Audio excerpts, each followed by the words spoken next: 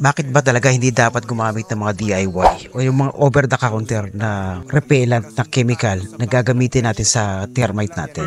Unang-una po, ang mga over the counter na chemical na yan, repellent nga sila, 'di ba? Pantaboy. Tama-tamang pantaboy. Kaya pagka meron kayong kasalukuyang termite sa bahay nyo, itataboy yung termite sa bahay nyo, no? Di tinaboy nyo. Ang tanong, saan sila pupunta? Saan pupunta yung mga anay na yon na tinaboy nyo?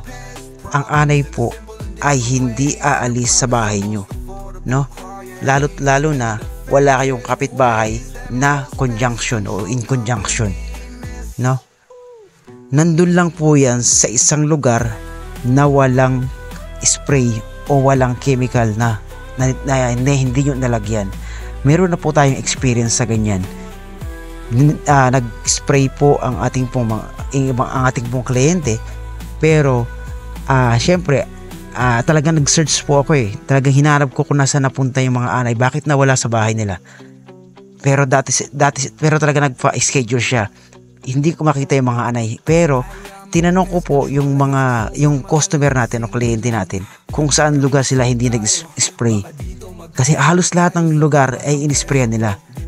Yun nga po, sa bandang storage na doon sila hindi nag-spray. Umamin sila sa akin. Kaya doon po ako nag-focus. Doon nga saktong lugar na nakita ko na doon pumunta at doon din gumawa ng panibagong lugar sa espasyo na yun. Sa madilim na lugar na yun Doon automatic pumunta yung anay na kanila pong tinaboy. Yun.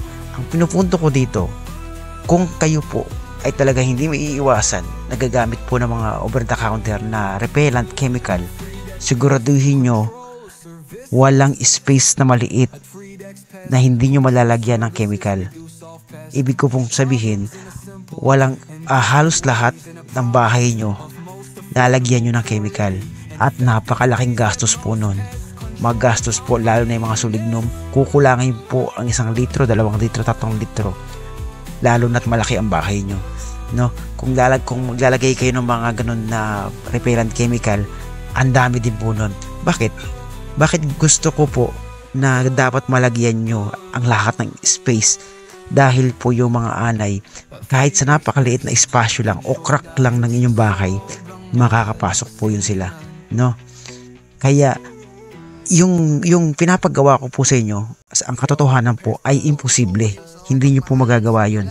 Kaya unang-una, imposible siya dahil magastos nga. Mas magastos yun kaysa kumuha kayo ng professional pest controller. Mas magastos po yung pinapagawa ko na yun, na lahat ay may spray nyo o malagyan nyo ng chemical na repellent. At imposible rin po yun na lahat ay malagyan nyo. Ayan po ang paniwala ko. Imposible po yun na lahat yung malagyan nyo. Sa kasulok-sulukan, imposible po yun. Meron po diyang hindi nyo malalagyan ng spray nyo. At tanggapin na natin, maliit lang yung bahay nyo, na-spray nyo na nga, nalagyan nyo na lahat. Tanggapin ko na, lagyan nyo ng mga repellent chemical.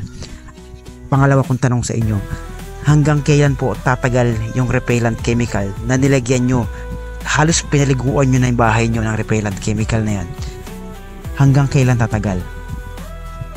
Sabihin na natin maganda yung repellent chemical nyo, tumagal ng 3 buwan. Wow, perfect yun, 3 buwan.